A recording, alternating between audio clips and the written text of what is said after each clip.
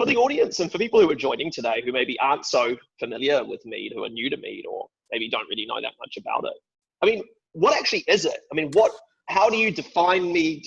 Dive into it for us. Just help give us the primer on what it is. So mead by itself is an alcoholic category, right? You've got wine, you've got beer, you've got spirits, and mead is a category of its own.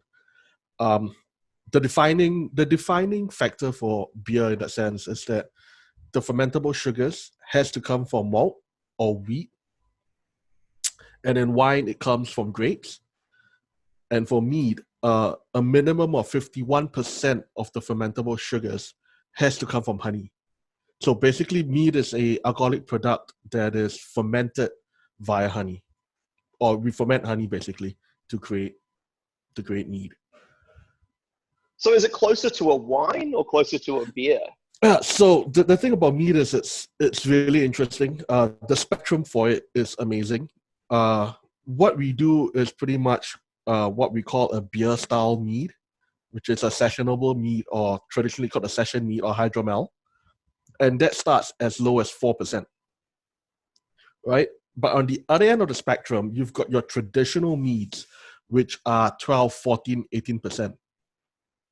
And recently, I think sometime last year, another small batch R&D that we did was we actually pushed a mead up to 40%.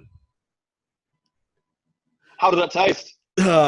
It was good. The guys who tried it, so it was thick, it was syrupy, it was sweet, and the sugar actually masked the taste of the alcohol. So the only hint that you had that the ABV was higher than normal was when you took a shot, because we were pouring it out as shots. The back of your throat felt a little warm. That was it. So we were pouring out shots at an event for free, and we were just giving stuff away for free just to gauge reactions. And let's just say that it was a really fun night. Nice.